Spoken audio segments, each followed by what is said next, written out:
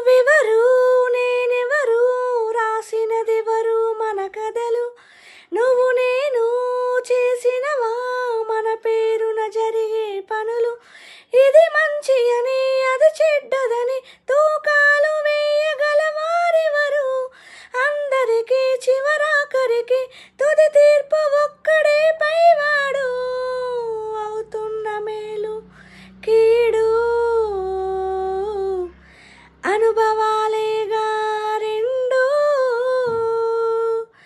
దైవం చేతి